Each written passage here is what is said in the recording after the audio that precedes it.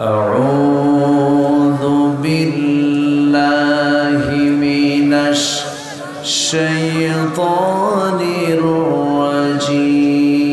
الرجيم بسم الله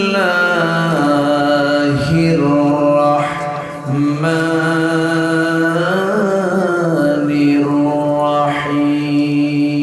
الرحيم والذين آمنوا وهاجروا وجاهدوا في سبيل الله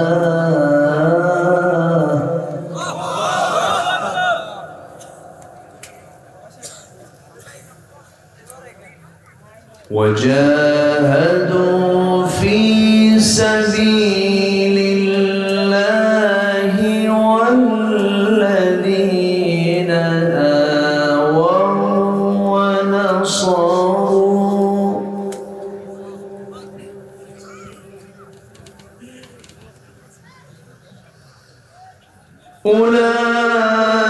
أولئك هم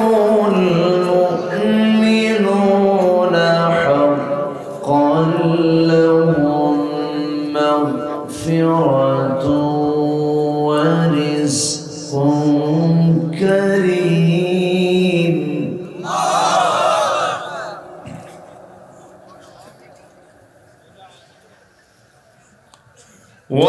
والذين آمنوا من بعد وهاجروا وجاهدوا معكم فأولئك منكم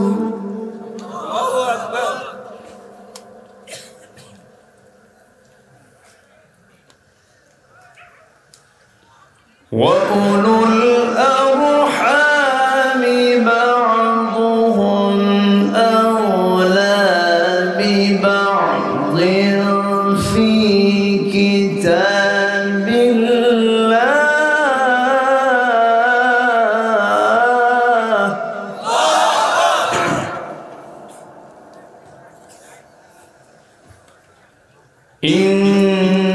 إن الله بكل شيء عليم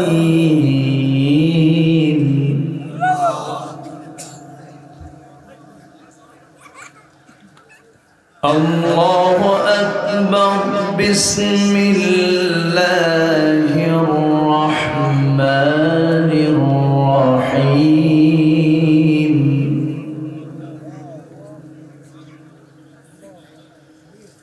إن الله وملائكته يصلون على النبي يا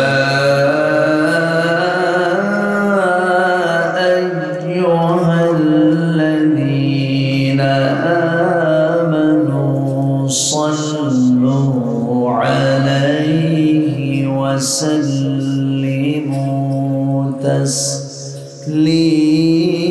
تسليما اللهم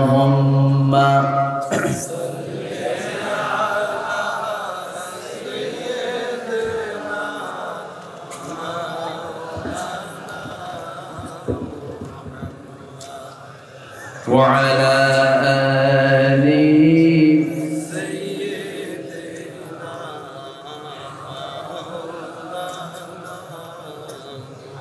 একটু মোহাম্মত দিয়ে নবীর প্রেমে মাতোয়ারা হয়ে জবান খুলে জোড়ালো কণ্ঠে সবাই বলুন আল্লাহুম্মা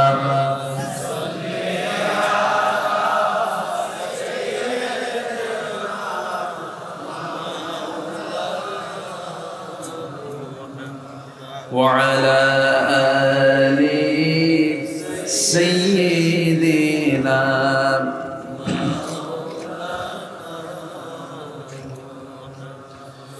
শিবে আবু তালিব সে এক কারাগার, কাটলো সেথায় তোমার বহুদিন হলো পার। শিবে আবু তালিব সে এক কারাগার, কাটলো সেথায় তোমার বহুদিন হলো পার। না খেয়ে না ঘুমে কত রাত কেঁদে কেঁদে দিন কায়েমের তরে ধৈর্য ধরে ধরে। হে রাসূল এসে গেল বদর উহুদ খন্দক পরীক্ষা, জামাল দিয়ে পাশ হলো সকল পরীক্ষা। অবশেষে হয়ে গেল দিন কায়েমের বিজয় তরী। রাসূল আমার বলে দিলেন খায়রুল কুরুনি করনি। আল্লাহুম্মা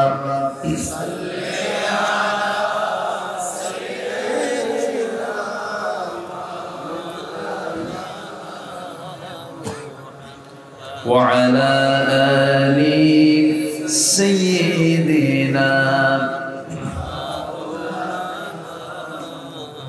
সবাই বলুন বালাগাল উলা বিকামালিহি, কাশাফাত তুজা বিজামালিহি, হাসনাত জামিউ খিসালিহি। صلوا سورة يوسف بدار حكمة لقمان ما قارئ قرآن باري يهدي لسان مان ما بلغ العلا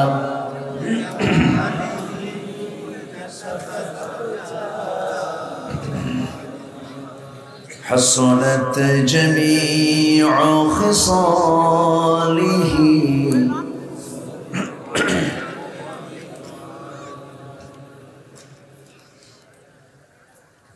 কুমিল্লার তিতাস উপজেলার খলিলাবাদ পূর্বপাড়া ঈদগাহ জামে মসজিদ যুব সমাজ মাহফিল ইন্তেজামে কমিটি কর্তৃক আয়োজিত সপ্তম বার্ষিকী ওয়াজ মাহফিল 2022 25 নভেম্বর অনুষ্ঠিত আজকের এই মহৎ আয়োজনের সম্মানিত সুযোগ্য সভাপতি জনাব আব্দুল হাকিম সাহেব, সম্মানিত প্রধান অতিথি নারান্দা ইউপির সম্মানিত চেয়ারম্যান মহোদয় জনাব আরিফুজ্জামান খোকা সাহেব, আমার পূর্বে কথা বলেছেন প্রথিতযশা আলেমে দ্বীন, নন্দিত মুফাসসির কোরআন, আমার অত্যন্ত কাছের, আমিও যার আলোচনার ফলোয়ার, মুহতারাম মাওলানা পীরে কামিল শেখ মুশতাক ফয়জি হাফিজাহুল্লাহ, উপস্থিত হাজরাত উলামায়ে কেরাম, ফদলা ইসলাম, সুশীল সমাজ, জাতির শ্রেষ্ঠ সন্তান শিক্ষক মণ্ডলী, জাতির বিবেক সাংবাদিক বৃন্দ, সামনে উপস্থিত দূরে কাছে বিভিন্ন স্থান থেকে ছুটে আসা কালেমার ঝান্ডাবাহী তাওহীদের পতাকাবাহী দ্বীন ইসলামের নরসারদুল বীর মুজাহিদ প্রাণ প্রিয় সম্মানিত দ্বীন ভাইরা, আড়ালে বসে আছেন শ্রদ্ধেয়া সম্মানিতা মা বোনেরা। আলোচনার সূচনায় আনুষ্ঠানিকতার মধ্য দিয়ে আমার পক্ষ থেকে আবারও দিল খোলা সালাম, আসসালামু আলাইকুম ওয়া রাহমাতুল্লাহি ওয়া বারাকাতুহু। সবাই কেমন আছেন? আমাকে প্রশ্ন করলে আল্লাহ তাআলা আমাকে আপনার কাতারেই রেখেছেন, আলহামদুলিল্লাহ। মাইকওয়ালা কোথায়? ইকো দরকার নেই, শুধু রিভার্ব রাখলে হবে, ইকো বাদ দেন, খুব হালকা করে রাখেন। মহান আল্লাহ তাআলার অশেষ মেহেরবানি যে মহান আল্লাহ সুবহানাহু ওয়া তাআলা আমাকে আপনাকে এমন সুন্দর একটি বরকতপূর্ণ জায়গায়, সবাই তো আসতে পারে না এগুলো জায়গায়, আমাকে আপনাকে কবুল করে নিয়েছেন, যিনি আমাকে আপনাকে আসার বসার তৌফিক দিলেন। শুকর আদায় করছি, মুহাব্বাতান বলে উঠছি আলহামদুলিল্লাহ। আবারও বলছি আলহামদুলিল্লাহ।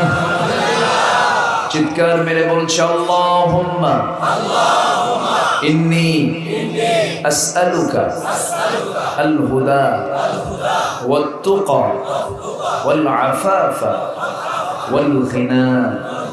সবাই বলি আল্লাহুম্মা লাকা আসলামতু ওয়া বিকা আমানতু ওয়া আলাইকা তাওয়াক্কালতু ওয়া ইলাইকা আনাবতু ওয়া বিকা খাসামতু।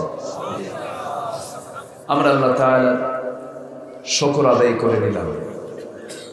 আসুন আমরা সেখান থেকে কথা বলতে চাই যেখান থেকে আমি তেলাওয়াত দিয়ে শুরু করেছি। সূরা আনফালের শেষ দুটি আয়াত আমি তেলাওয়াত করেছি। এই দুটি আয়াতকে সামনে রেখে কিছু কথা বলার ইচ্ছা পোষণ আমি করছি। আল্লাহ তাআলা যেন আমাকে আমলের নিয়তে বলার এবং আপনাকেও শোনার তৌফিক দান করেন। জোরে বলি আমিন, আরো জোরে আমিন। আমার পূর্বে যিনি কথা বলেছেন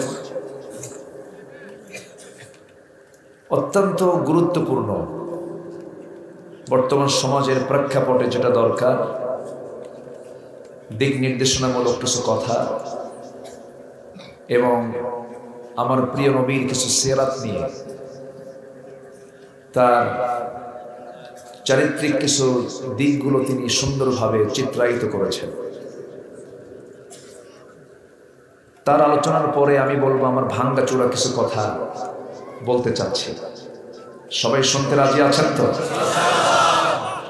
মুশতাক ভাইয়ের প্রতিটি কথাই যেন মুক্তে ঝরে এবং আল্লাহ তার কথার মধ্যে এতটাই রস দিয়েছেন, মানুষ যেমন হাসতে পারে তেমন কাঁদতেও পারে।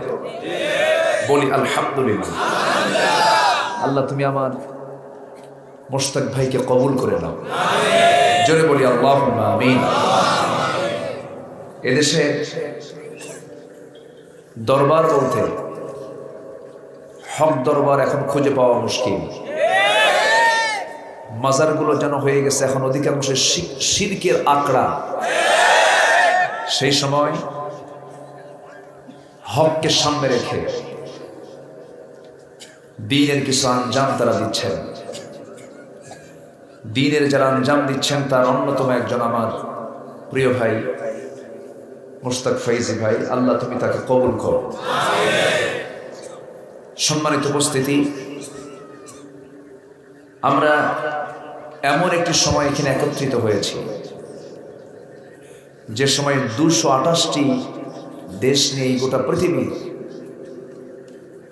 কোনো একটা ইঞ্চি জায়গাতে শান্তির কোনো পরিবেশ নাই। চরম অস্থিরতা বিরাজ করছে গোটা পৃথিবী জুড়ে।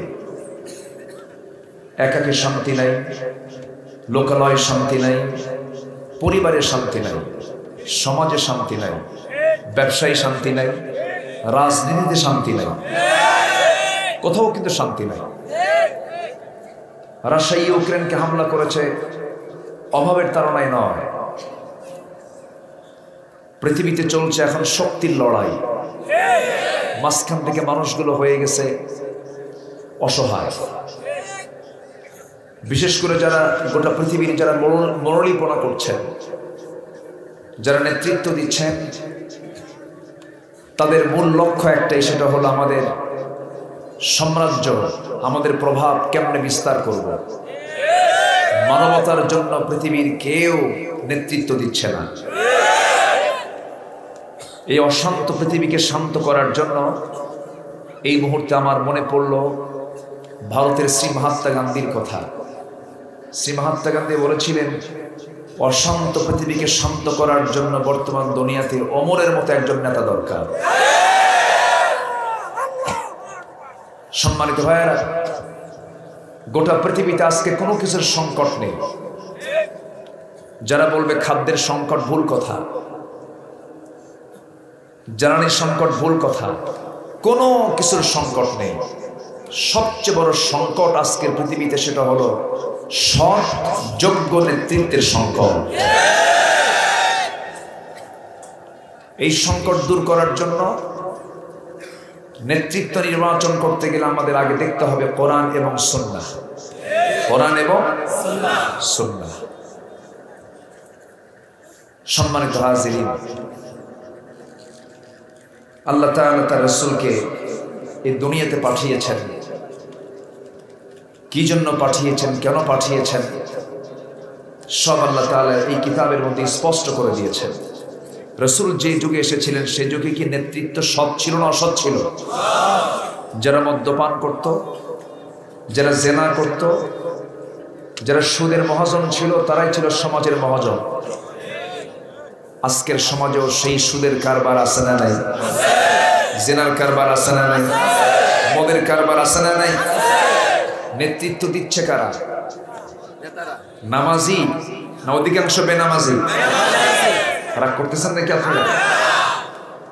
তাহলে আমার নবী যে সময় এসেছিলেন, তিনি যে পরিবর্তন করলেন, তার দ্বারা যে পরিবর্তন হলো, এটা কি তার আইনে হলো না আল্লাহর আইনে হলো? কার আইনে হলো? আল্লাহর আইনে। তিনি কেন এসেছিলেন, কি জন্য এসেছিলেন? আল্লাহ রাব্বুল আলামিন এক কথাই জানিয়ে দিয়েছেন। বহু জায়গায় আয়াতটা এসেছে, প্রত্যক্ষভাবে এসেছে, পরোক্ষভাবে এসেছে। সূরা সফ এসেছে, সূরা ফাতহার মধ্যে এসেছে। আল্লাহ রাব্বুল আলামিন বলেন, হুয়াল্লাযী আরসালা রাসূলাহু বিল হুদা ওয়া দীনিল হক লিইয়ুযহিরাহু আলাদ-দীনি কুল্লিহি ওয়া কাফা বিল্লাহি শাহীদা। তিনি সেই মহান সত্তা যিনি তার রাসূলকে দ্বীন হক দিয়ে দুনিয়াতে পাঠিয়েছেন, যেন তিনি কি করতে পারেন, পৃথিবীর যত তৈরি করা দ্বীন আছে সকল দ্বীনের উপরে কার দ্বীনকে বিজয়ী করা? আসতে বলবেন না, কার দ্বীনকে বিজয়ী করা? আল্লাহর দ্বীনকে। তাহলে দ্বীন দুই প্রকার, এক দ্বীন হলো আল্লাহ, আরেকটা দ্বীন কার? আরেকটা দ্বীন কার? মানুষের। দ্বীন তোমরা যার গোলামি করো, আমি তার গোলামি করি না। আমি যার গোলামি করি, তোমরা তার গোলামি করো না। অতএব তোমার দ্বীন তোমার কাছে, আমার দ্বীন আমার কাছে। তাহলে এই পৃথিবীতে জীবন বিধান, জীবন ব্যবস্থা, এই পৃথিবীতে দ্বীন হলো দু প্রকার। একটা দ্বীন হলো কার দ্বীন? আসতে বলবেন না, কার দ্বীন? আর আরেকটা দ্বীন হলো মানুষের তৈরি করা দ্বীন। মানুষের তৈরি করা দ্বীন দিয়ে মানুষ কখনো সুখী হতে পারবে না। সমাজকে কখনো ভালো করা যাবে না মানুষের তৈরি করা বিধান দিয়ে। সমাজকে সুন্দরভাবে, সমাজকে সকল প্রকার অন্যায় থেকে, জুলুম থেকে সমাজকে মুক্ত রাখার জন্য একমাত্র প্রয়োজন হলো কার দ্বীন? কার বিধান? আসতে বলবেন না, কার বিধান? আল্লাহর বিধান। সম্মানিত ভাইয়েরা, অনেকে মনে করি আমরা ঠাকঠুক মেরে কয়েকটা সেজদা দেব, টাকা আছে হজে যাব, রমজান মাসে রোজা রাখবো, দান সদকা করব, জান্নাতে চলে যাব। ঠাকঠুক মেরে এই কয়েকটা কাজ করেই জান্নাত পাওয়া যাবে না। জান্নাত পেতে হলে আগে সিদ্ধান্ত নিতে হবে, জীবন বিধান কারো মানা যাবে না, জীবন বিধান মানতে হবে কার? আসতে বলবেন না কার? আল্লাহ তাআলা। আপনারা কি কষ্ট পাচ্ছেন? আমার কথা কি বোঝা যায়? কারো কোনো আপত্তি নাই তো? আমি তো মোশতাক ভাইয়ের মতো লোকাল ভাষায় কথা বলতে পারবো না, আমি তো এই লোকাল ভাষা বুঝিও না ওইভাবে। আমার ভাষা বুঝতে কষ্ট হচ্ছে কিনা জানি না, আপনাদের কোনো অসুবিধা হচ্ছে না তো? বলি আলহামদুলিল্লাহ। সম্মানিত ভাইরা, আমরা এখানে যারা বসে আছি, এখানে কি এরকম কোন ব্যক্তি আছেন যে আমি আল্লাহকে মানি না? এরকম কোন ব্যক্তি আছেন? সবাই আমরা আল্লাহকে মানি। যে মানে সে হলো ইমানদার। সে কি ইমানদার? আরবিতে বলা হয় মুমিন। মুমিন যে মানে না তাকে বলা হয় কাফের।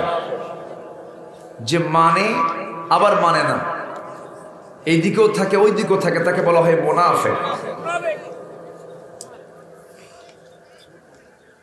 তাহলে আল্লাহর সঙ্গে যারা আবার শরীক স্থাপন করে তাদেরকে বলা হয় মুশরিক। তাহলে বান্দার মধ্যে অনেক ক্লাস আছে না নাই? তাহলে আমাদের কি মুশরিক হওয়া যাবে? মুনাফিক হওয়া যাবে? জালেম হওয়া যাবে? কাফের হওয়া যাবে? কি হতে হবে? মুমিন। মুমিন হতে হবে। এই যে আব্বু কোথায় যাচ্ছ? না না একটু বসো। আমার ভাইয়েরা, কাফের হলে জাহান্নামে যেতে হবে, মুনাফিক হলে জাহান্নামে যেতে হবে, মুশরিক হলে জাহান্নামে যেতে হবে, জালিম হলে জাহান্নামে যেতে হবে। কিন্তু মুমিনের মতো মুমিন যদি হতে পারি, সোজা চলে যাব কোথায়? জান্নাতে চলে যাব। সেই জান্নাতে যাওয়ার জন্য জুলুমের কোন আমল করা যাবে না, নিফাকের কোন আমল করা যাবে না, শিরকের কোন আমল করা যাবে না, শিরকের কোন গুনাহ করা যাবে না। ঈমানের কাজ করতে হবে, ঈমানের মেহনত করতে হবে। আল্লাহ তাআলা নিজে বলছেন, বান্দারে চারটা কাজ যদি করতে পারো, আমি আল্লাহ রাব্বুল আলামিন তোমাকে ঈমানের সার্টিফিকেট দিয়ে দেব। জোরে বলি সুবহানাল্লাহ। কিসের সার্টিফিকেট? কে দিবেন? আল্লাহ। কে দিবেন? আল্লাহ। খাঁটি একজন মুমিন হওয়ার জন্য তোমাকে চারটা কাজ করে আসতে হবে আমার কাছে। আল্লাহ বলে দিচ্ছেন সে চারটা কাজ কি, সবাই মনোযোগ দিয়ে শোনার চেষ্টা করুন। সূরা আনফালের শেষে আল্লাহ রাব্বুল আলামিন বলেন, والذين آمنوا وهاجروا وجاهدوا في سبيل الله والذين آووا ونصروا أولئك هم المؤمنون حقا لهم مغفرة ورزق كريم। جرب الله أكبر। আল্লাহ রাব্বুল আলামিন বলেন, চারটা কাজ করবা তুমি, আমার দফতর থেকে আমি তোমাকে মুমিনের সার্টিফিকেট দিয়ে দেব। আর দুইটা পুরস্কার আমি তোমার জন্য দিয়ে রাখবো। একটা হলো তোমাকে সাধারণ ক্ষমা করে দেব, আর সম্মানজনক রিজিক তথা আমি তোমার হাতে জান্নাত তুলে দেব। কার কথা? আসতে বলবেন না, কার কথা? আল্লাহর কথা। একটু কান লাগাবেন, মনোযোগ দিয়ে শোনার চেষ্টা করুন। এই চারটি কাজের এক নম্বর কাজ হলো ওয়াল্লাযীনা আমানু ওয়া হাজারু ওয়া জাহাদু ফি সাবিলিল্লাহ। এক নম্বর কাজ হলো ঈমান যারা আনবে, এক নাম্বার গুণ যে বান্দা ঈমান আনবে। কিন্তু আমাদের সমাজে বহু লোক আছে বলে আমি তো ঈমান এনেছি, নামাজ না পড়ি আমার তো ঈমান আছে, এরকম বলার লোক আছে না নেই? রোজা না রেখে আমার তো ঈমান আছে না। আমি আবার কিছু লোকের আছে ঈমান আলী, কি নাম? ঈমান আলী, নাম হলো ফজর আলী, নাম হলো হিম্মত আলী, নাম হচ্ছে ঈমান আলী। নামাজ পড়ে না 5 ওয়াক্ত, নাম হলো ফজর আলী। ঘুম থেকে জায়গা পায় সকাল 10টার দিকে। নাম হলো আতর আলী, গাছার গন্ধে কাছে যাওয়া যায় না, আছে না নয়? নাম দিয়ে কোনো কাজ হবে না, আমাকে আপনাকে কাম করতে হবে। আল্লাহ নাম চান না কাম চান, নাম চান না কাম চান। নাম দিয়ে যদি কাজ হতো, বংশ দিয়ে যদি কাজ হতো, আবু লাহাবের যে বংশ, আমার নবীর বংশ 2 না 1? এক বংশ। বংশ দিয়ে জান্নাত পাওয়া যাবে না, বংশ দিয়ে নাজাত পাওয়া যাবে না। বংশ দিয়ে যদি নাজাত পাওয়া যেত, আবু লাহাবও জান্নাত পেয়ে যেত। আমার নবীর বংশ আবু লাহাবের বংশ 1।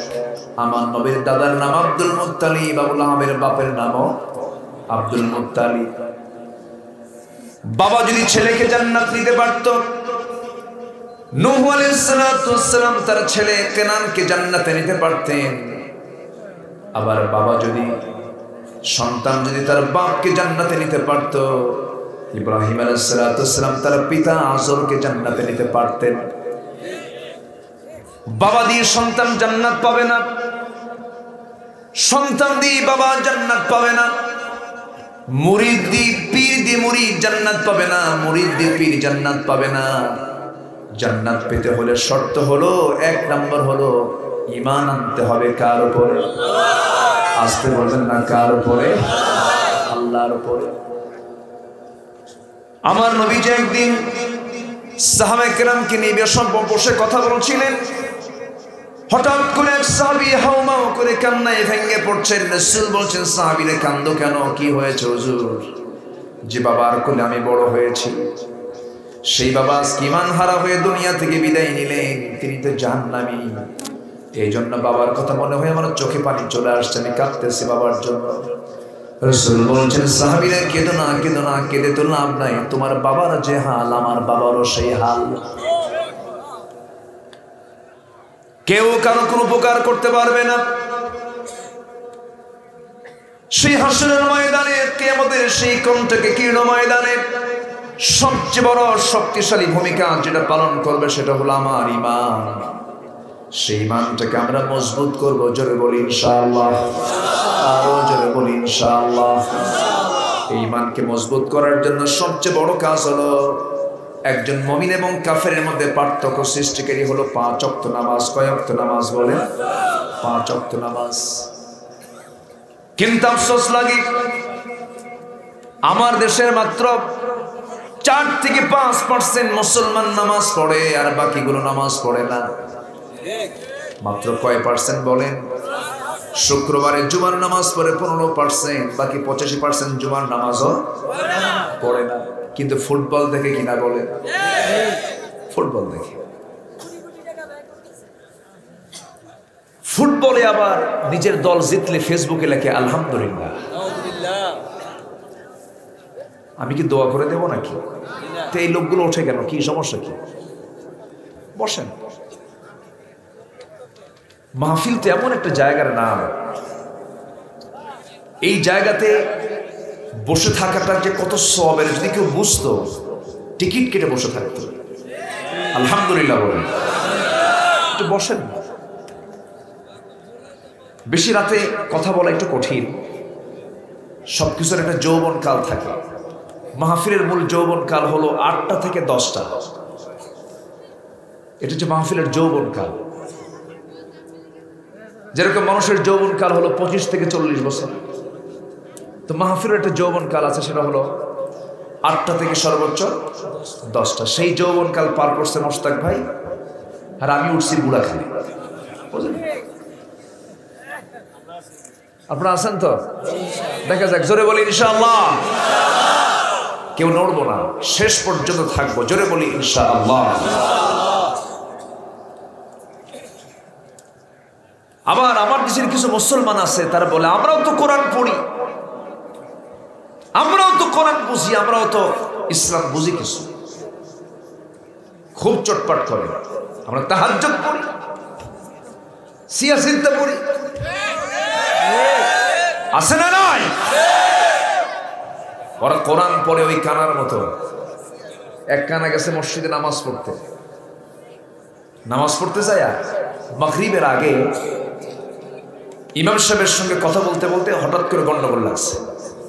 কানা বোঝেন তো, এলাকায় কি বলে? অন্ধ লোককে কানাই বলে। মাগরিবের রক্ত চলে আসছে, নামাজ শুরু হয়ে গেছে। ইমাম সাহেব সূরা ফাতিহার পরে মাগরিবের নামাজে এমন একটা আয়াত বলছে যে আয়াতের অংশ হলো ওয়া কানা মিনাল কাফিরিন। কানা মনে মনে চিন্তা করে, কি ব্যাপার, গন্ডগোল হলো কিছুক্ষণ আগে, নামাজের মধ্যে আমার বিরুদ্ধে ফতোয়া জারি হলো, আমি কানা কাফের। রাগে গোসায় ফেটে পড়েছে কানা, জবাব দিচ্ছে না, কিছু না বলে মসজিদ থেকে কোনো মতো সেদিন বের হয়ে চলে আসছে। এদিকে যিনি ইমাম, তার আবার একটা পা হলো খাটো, ন্যাংরা সাইজের ন্যাংরা। দ্বিতীয় দিন আবার এই অন্ধ লোকটা নামাজ পড়তে আসছে। মাগরিবের নামাজ যখন শুরু হয়ে গেছে, ইমামদের তো আবার পছন্দের কিছু সূরা থাকে, আয়াত থাকে। আগের সন্ধ্যায় যে সূরা, পরের সন্ধ্যায় একই সূরা। যখন বলছে ওয়া কানা মিনাল কাফিরিন, পিছন থেকে কানা লোকমা দেয় ওয়াল ল্যাংরানা মিনাল ফাসিকিন। আমি কানা যদি কাফের হই, তুই ন্যাংরা হলি ফাসিক। ওরা কোরআনটা বসে হলো এই কানার মতো। আসতে বলবেন না, জোরে বলুন ঠিক কিনা? কোরআনকে যদি কোরআনের মতো বুঝতো, কোরআনের পাখিরা খাঁচার মধ্যে বন্দিত্ব জীবনে যাপন করত।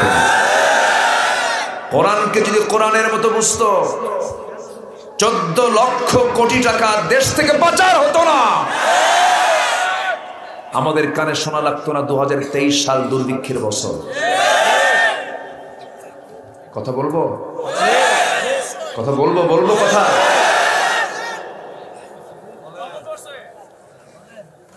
সম্মানিত ভাইয়েরা, সম্মানিত বন্ধুগণ, দেশ স্বাধীনের পর থেকে আজ পর্যন্ত টুপিওয়ালা কি কোন ক্ষমতার চেয়ারে বসেছে?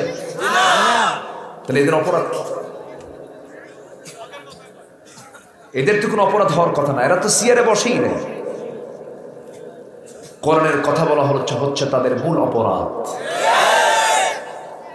আর অপরাধটা কি তাদের? وَمَا نَقَمُوا مِنْهُمْ إِلَّا أَنْ يُؤْمِنُوا بِاللَّهِ الْعَزِيزِ الْحَمِيدِ। ঈমান এনেছি, এটাই হলো আমাদের অপরাধ। ঈমান আনলেই বিপদ আসবে, ঈমানের মতো ঈমান আনলে পরে।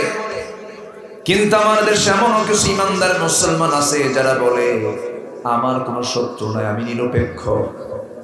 নিরপেক্ষ বলার মতো কিছু লোক আছে না? নাই? আছে না? যে বলে আমি নিরপেক্ষ, আমার কোনো শত্রু নাই, ওর ঈমান আনাই হয়নি। যার শত্রু নাই তার ঈমান প্রশ্নবিদ্ধ। আমার নবীর মতো সাদামাঠা, নরম, বিনয়ী, সত্যবাদী মানুষ পৃথিবীতে আর আছে? সেই রাসূলকে কেন রাতের আধারে শত্রু চক্ষুকে আড়াল করে রাতের আধারে তাকে মক্কা থেকে মদিনার দিকে কেন আসতে হলো? কেন জাবালে সৌরে 3 দিন 3 রাত তাকে না খেয়ে, বিছনা না পায়া গুহার মধ্যে আশ্রয় নিতে হলো? কেন তাকে উহুদের ময়দানে দাঁত ভাঙতে হলো? কেন তার কপালের মধ্যে লোহা বিদ্ধ হলো? কেন আমার রাসূলকে এই সমস্ত গালিগুলো, বাজে গালিগুলো শুনতে হলো? মূল কারণ ছিল একটাই, সেটা হলো ঈমান এনেছে যে আল্লাহর উপরে, সে আল্লাহর বিধান ছাড়া কোনো বিধানকে আমরা মানতে পারবো না। ঠিক কিনা? আজকে আমার দেশের কিছু ওলামা, কিছু আলেমরাও তারা তাগুতের সঠিক ব্যাখ্যা দেন না। তাগুত কি সেই তাগুতের ব্যাপারে তারা সোচ্চার হন না। তাগুতের প্রকৃত ব্যাখ্যা দিতে তারা ভয় পায়। তাগুত কাকে বলে? তাগুতের সোজা সংজ্ঞা হলো যে নিজে ইসলাম মানে না, অন্য কেউ ইসলাম মানতে দেয় না। এই গ্রুপ আছে না নাই? আসতে বলবেন না, আছে না নাই? সমাজে আল্লাহর আইন ছাড়া অন্য যে আইনগুলো আছে সেগুলোই তাগুত। সেগুলো কি তাগুত। এরকম করে কথা বললে যে প্যাঁচ লেগে যাবে, সমস্যা হবে, দ্বন্দ্ব লেগে যাবে, শত্রু তৈরি হবে। এই জন্য অনেকে একটু সস্তা সস্তা হাদিস দিয়া জান্নাতে পাঠায় দেয়। আছে না নাই? ফেরাউনকে মোকাবেলা করার জন্য শুধু সস্তা কথা বললে হবে না। ফেরাউনকে মোকাবেলা করার জন্য শুধু মিষ্টি মিষ্টি কথা বললে হবে না। মুসার মতো শক্ত লাঠি হাতে নিয়ে বাতিলের মোকাবেলা করতে হবে। মুসলমান রাজি আছেন? কারা কারা হাত উঁচু করে দেখা।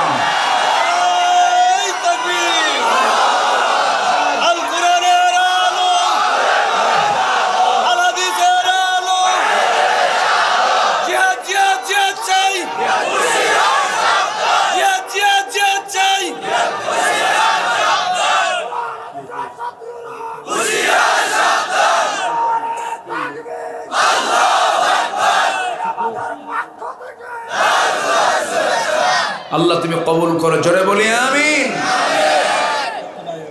এই আওয়াজের দরকার আছে না নাই? প্রজেক্টর হোক বন্ধ, সমস্যা। প্রজেক্টর না চললে মেয়েরা এমনি শুনবে, সমস্যা কোথায়? বসে। সম্মানিত ভাইয়েরা, আমরা সবচেয়ে বুক উঁচু করে নাম নেব যার, তিনি কে? আসতে বলবেন না, তিনি কে? তার নাম নিতে যে কৃপণ হয় তার মতো বড় কৃপণ কেউ আছে? আমার আল্লাহর নাম নিতে কোনো লজ্জা আছে? কিন্তু অনেকে লজ্জা পায়, আছে না? অনেকে কি পায়? লজ্জা পায়। আল্লাহু আকবার স্লোগান নির্দিষ্ট কোনো দলীয় স্লোগান নয়। আল্লাহু আকবার স্লোগান হলো তৌহিদি চেতনায় যারা বিশ্বাসী, আল্লাহকে যারা বিশ্বাস করেন, গোটা মুসলিম উম্মার স্লোগান হলো আল্লাহু আকবার। এই স্লোগানকে যারা বিতর্কিত করে, যারা বলে এই স্লোগান চলবে না, অমুক জায়গায় চলবে না, জনসভায় চলবে না, অমুক জায়গায় চলবে না, বিভিন্ন জায়গায় এরকম করে যারা শর্ত জড়িয়ে দেয় আল্লাহু আকবার নিয়ে, যারা বিতর্কিত করতে চায় আল্লাহু আকবার এই আওয়াজকে, তাদের ঈমান বিতর্কিত, চিন্তা বিতর্কিত, তাদের জন্ম বিতর্কিত।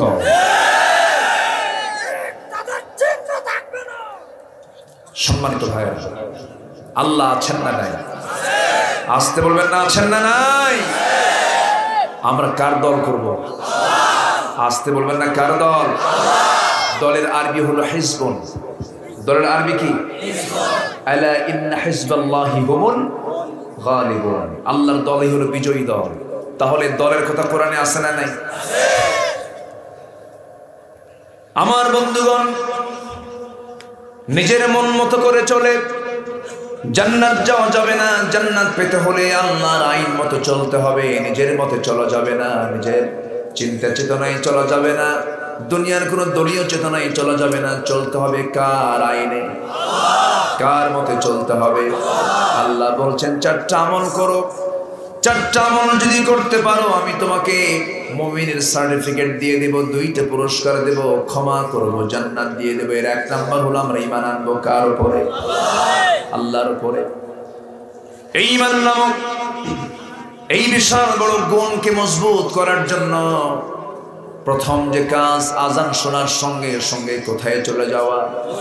মসজিদে চলে যাওয়া। কিন্তু শেষ রাতে বান্দা ঘুম থেকে জায়গা পায় না, কয় ঘুমের কারণে জায়গা পাই নাই। কিন্তু রাত ৩টার দিকে ব্রাজিল আর্জেন্টিনার খেলা হবে, তাহাজ্জুদ গোজার উঠে গেছে, আছে না? খেলার নেশা ১৬ আনা, নামাজের নেশা 0।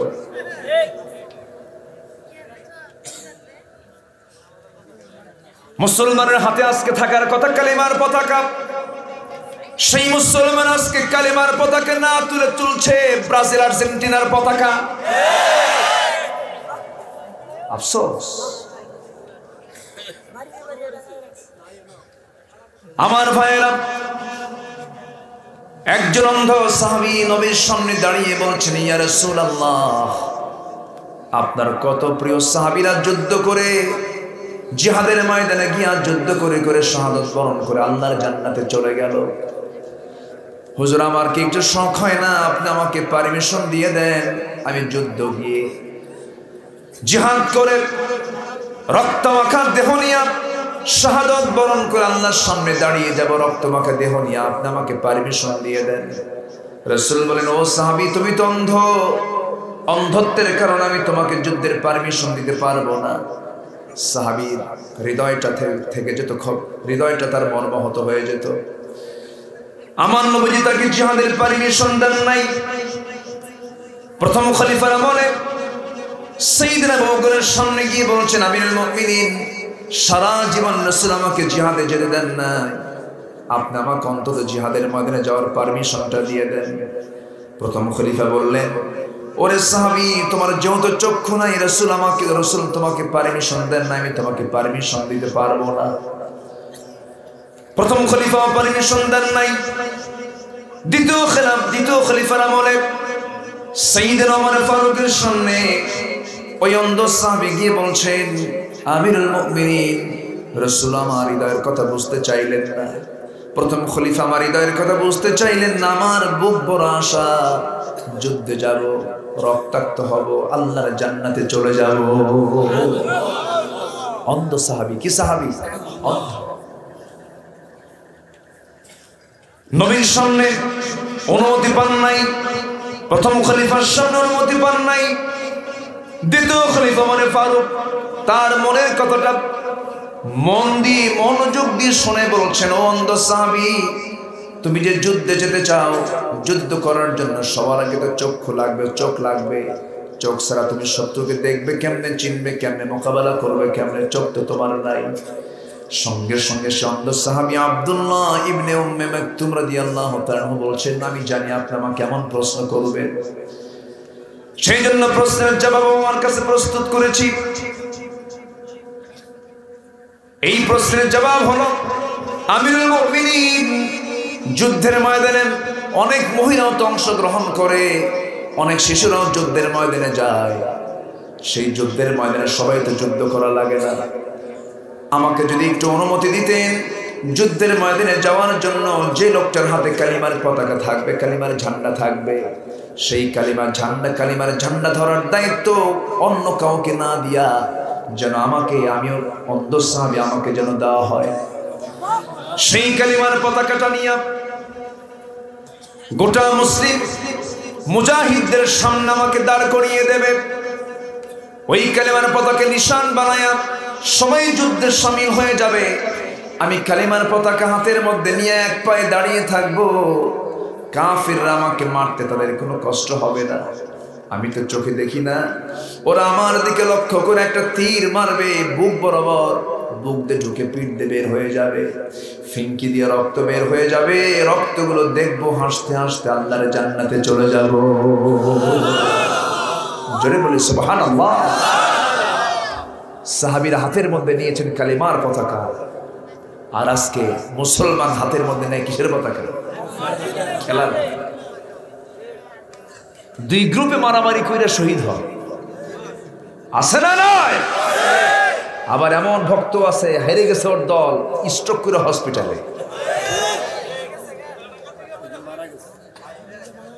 আছে না? আছে না? এগুলো আছে না? আমার ভাইয়েরা,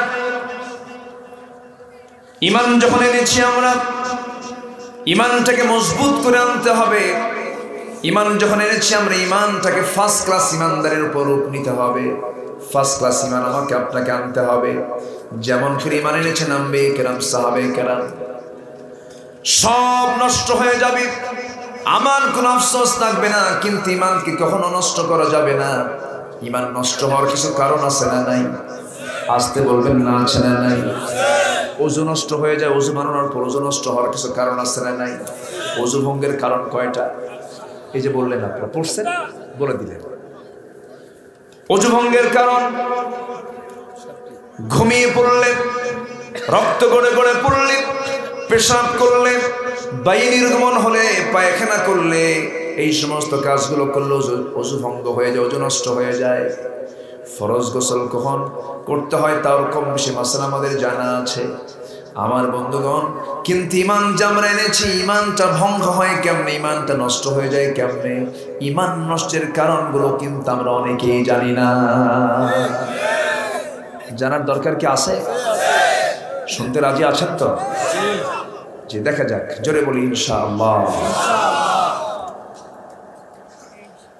আমার ভাইয়েরা, বিযুলমিন উলাইকা লাহুমুল আমনু ওয়া হুম মুহতাদুন।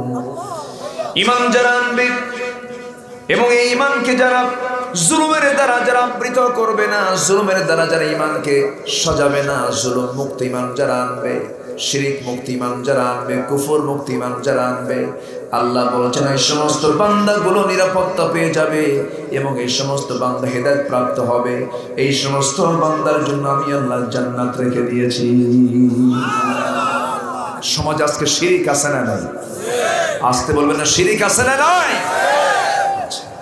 মোড়ে মোড়ে শিরিক, বাচ্চা হয় না, চাইবো কার কাছে? আসতে বলবেন না, চাইবো কার কাছে? কিন্তু আল্লাহর কাছে না চায়, বাবার কাছে চায়, দরবারে যায়, আছে না নাই?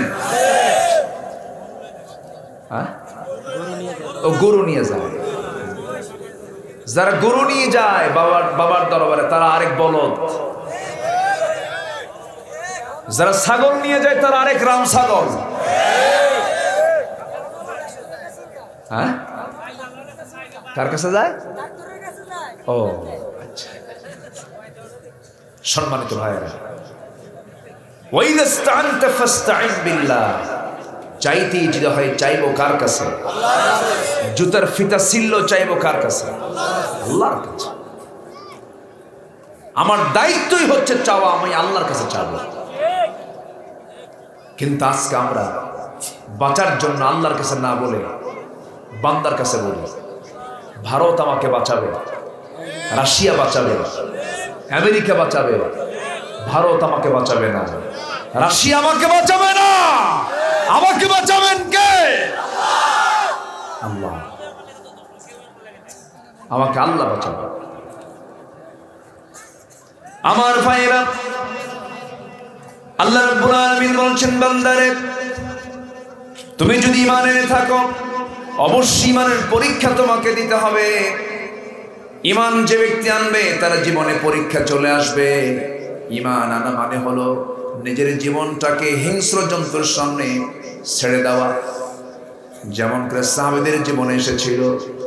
সাহাবায়ে কেরামকে চোখের সামনে মুরগি রানের মতো দুই টুকরা করে শহীদ করে দেওয়ার পরও তাদের মুখ থেকে বের করতে পারে নাই অন্য কোনো কথা, তাদের মুখ থেকে বের হয়েছে লা ইলাহা ইল্লাল্লাহু মুহাম্মাদুর রাসূলুল্লাহ সাল্লাল্লাহু আলাইহি ওয়াসাল্লাম। সাহাবায়ে কেরামের জিন্দেগির দিকে তাকান, একজন সাহাবীর কথা, ঈমানের পরীক্ষার এক্সাম্পল দিতে গেলে একজন সাহাবীর কথা সবার আগে মনে পড়ে যায়। লোকটা যদিও কালো, যদিও লোকটা দেখতে অসুন্দর ছিলেন, যদিও আরবের কোনো মানুষ ছিলেন না, কিন্তু ইসলামের জন্য তার যে অবদান, ইসলামের জন্য তার যে স্যাক্রিফাইস, অন্য কোনো সাহাবীর জীবনে এরকম স্যাক্রিফাইস আসে নাই। তিনি হচ্ছেন বেলাল রাদিয়াল্লাহু তাআলা আনহু। এমন একজন সাহাবী, যখন তিনি ইসলাম কবুল করলেন, ইসলাম কবুলের সঙ্গে সঙ্গে বেলালকে সমস্ত কাফেররা পাকড়াও করে ফেললো। পাকড়াও করে ফেলে বলছে, বেলাল ইসলাম ছাড়বি কিনা বল, ঈমান ছাড়বি কিনা বল। বেলাল বলছেন, ঈমান তো এনেছি ছাড়ার জন্য নয়, হাসতে হাসতে মরবো, কিন্তু ঈমান ছাড়তে পারবো না। সাইয়েদনা বেলালের উপরে অমানবিক নির্যাতন শুরু হয়ে গেল। বেলালকে মারতে মারতে পিঠের চামড়া তুলে ফেলে দিয়া বুকের উপরে পাথর চাপা দেওয়া শুরু হয়ে গেল। তার মনে ঘুমাইয়া নিয়ে গিয়ে হাত বেঁধে পা বেঁধে তার উপরে অমানবিক নির্যাতন শুরু করে দিল। কিন্তু বেলালের মুখ থেকে একটা আওয়াজ বের হচ্ছিল বারবার, যারা পারেন ঠোঁট মিলিয়ে বলুন, কুল হুয়াল্লাহু আহাদ আল্লাহুস সামাদ লাম ইয়ালিদ ওয়া লাম ইউলাদ ওয়া লাম ইয়াকুল লাহু কুফুয়ান আহাদ। বারবার তিনি তার মুখ থেকে আল্লাহ আহাদ, আল্লাহ আহাদ, আল্লাহ আহাদ বারবার বলছিলেন। তার এই কথা সহ্য করতে না পেরে তার মনে করলো কি, বাম হাতটা তার মুখের মধ্যে ঢুকায় দিয়া বাম হাতে তার জিহ্বা টান মেরে বের করে জিহ্বার মধ্যে কাঁটা ঢুকায় দিল। ফিঙ্কি দিয়ে রক্ত বের হয়ে গেল বেলালের। জিহ্বাটা বন্ধ করে ফেলার পর উমাইয়া বলছে, বেলাল জিহ্বা তোর বন্ধ করে দিয়েছে, তুই আল্লাহর জিকির করবি কেমনে? সঙ্গে সঙ্গে বেলাল ডান হাতটা উঁচু করে নখটা উঁচু করে বলছে, তোমরা আমার জিহ্বা অচল করে দিয়েছো, কিন্তু আমার আল্লাহর নাম আমি আমার দিলের মধ্যে আমি অঙ্কন করে নিয়েছি। সাহাবায়ে কেরামকে কি অত্যাচার করেছে কাফের মুশরিকরা।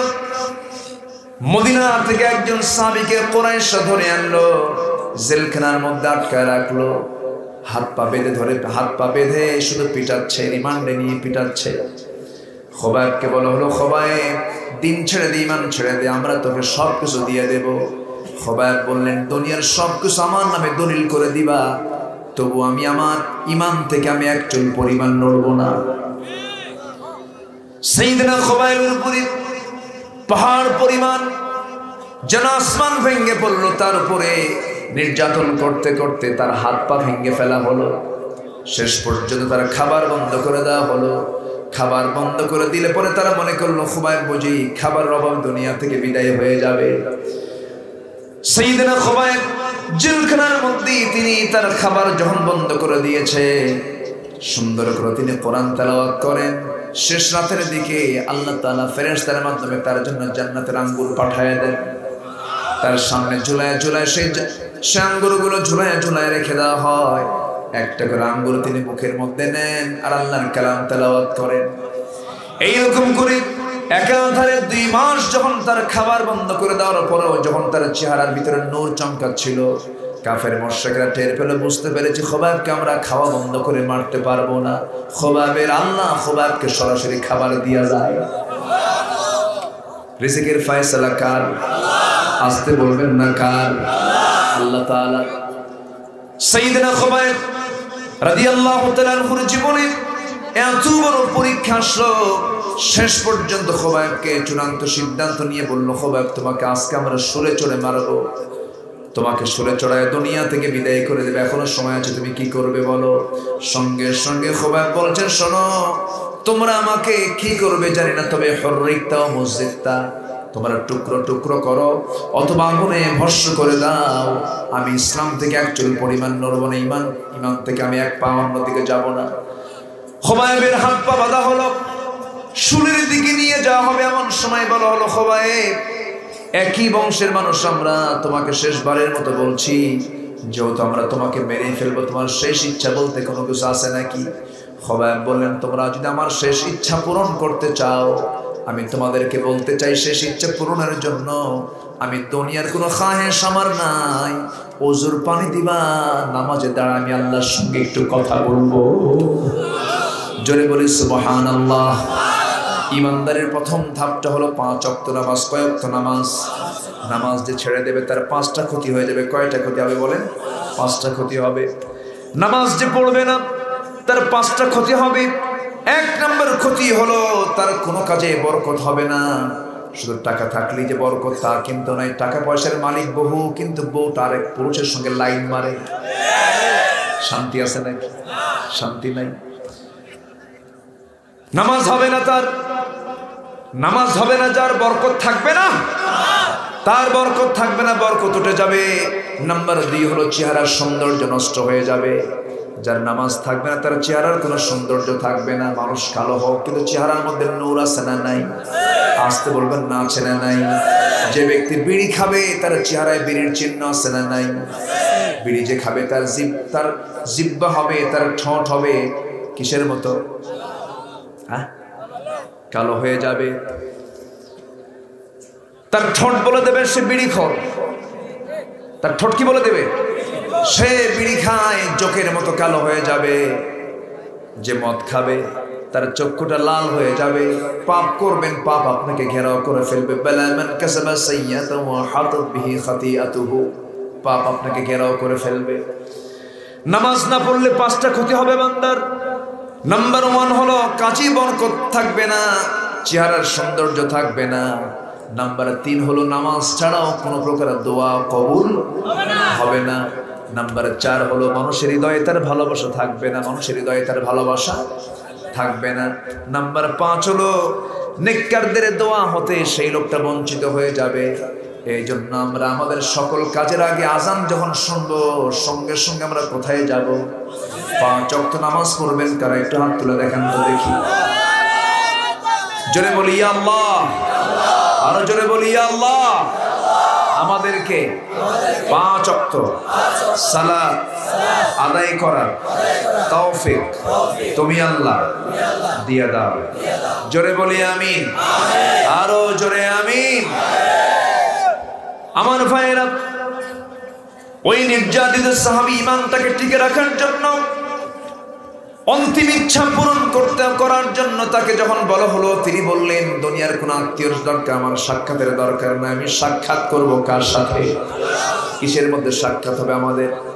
নামাজের মধ্যে। ওযুর পানি দেওয়া হলো, ওযু বানালেন, নামাজি দাঁড়িয়ে গেলেন।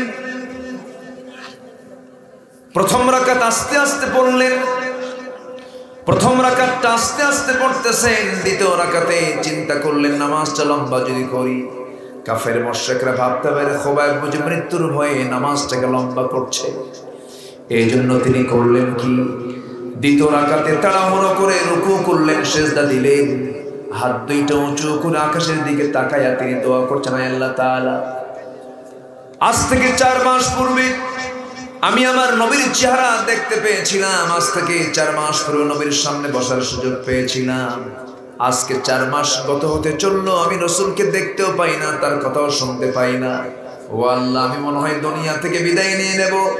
আমার চেহারার ভিতরে জঙ্গিকে এক জায়গায় করার চেষ্টা করে, জিহাদ এবং জঙ্গিবাদকে একসঙ্গে করার চেষ্টা করে, জিহাদ শব্দকে কলঙ্কিত করার চেষ্টা করা হচ্ছে। এখন জিহাদ ছিল, আছে, থাকবে, ঠিক কি না? সন্ত্রাসের সাথে জিহাদের কোনো সম্পর্ক নাই। জিহাদ মানে হলো চূড়ান্ত চেষ্টা করা। একটা প্লেন যখন উপরে উঠতে নাই, চট করে কি ওঠে না, প্লেন স্টার্ট দেয়, ইঞ্জিন স্টার্ট দেওয়ার পর এটা ধীরে ধীরে ধীরে ধীরে সে সামনের দিকে রান করতে থাকে। রান করতে করতে করতে করতে ঘুরতে ঘুরতে ঘুরতে ঘুরতে যখন তার ফুল পাওয়ার হয়ে যায়, ফুল গিয়ার দিয়ে একটা ধাক্কা মেরে এরপরে উপরে ওঠে। এটা একটা জিহাদ। এটা কি জিহাদ? দিন কায়েমের জন্য যে চূড়ান্ত মুজাহাদা, এই চেষ্টার নাম কি? জিহাদ। এই জিহাদকে যারা ইনকার করবে, রাসূলের ভাষায় তারা হলো মুনাফিক। তারা কি? মুনাফিক। নাম্বার 4, যারা সাহায্য করবে আল্লাহর দ্বীনের জন্য, এই 4টা কাজ যারা করবে, আল্লাহ তাআলা বলছেন এরা হলো আমার প্রকৃত বান্দা, প্রকৃত মুমিন বান্দা। আমি এদেরকে ক্ষমা করব, এদেরকে জান্নাত দিয়ে দেব। জোরে বলি সুবহানাল্লাহ। আল্লাহ তুমি আমাদের সবার জীবনে এই আয়াতের অনুকূলে জীবন যাপন করার তৌফিক দিয়ে দাও, সকল হারামকে বর্জন করার তৌফিক দিয়ে দাও, দ্বীনকে মেনে চলার তৌফিক দিয়ে দাও। আল্লাহ তুমি মাহফিল কমিটিকে কবুল করে নাও, যুব সমাজকে তুমি আল্লাহ কবুল করে নাও। আজকের মাহফিলকে তুমি আল্লাহ মেহেরবানি করে জান্নাতের ওসিলা করে দাও। যারা আমরা বসে আছি এখন সোজা আমরা দোয়ার দিকে যাব, নামাজের সূরাতে তাশাহুদের সূরাতে আমরা বসে যাই। আমরা চাইবো কার কাছে? কার কাছে যাবো আমরা? সবাই বলে সুবহানাকাল্লাহুম্মা ওয়া বিহামদিকা আশহাদু আল্লা ইলাহা ইল্লা আনতা আস্তাগফিরুকা ওয়া আতুবু ইলাইকা। চিৎকার মেরে বলি ইয়া আল্লাহ, আমার জীবনে সাগীরা কবিরা, ছোট বড় সব গুনাহ তুমি আল্লাহ মাফ করে দাও। জোরে বলি ইয়া রাব্বাল আলামিন, ইয়া রাব্বাল আলামিন।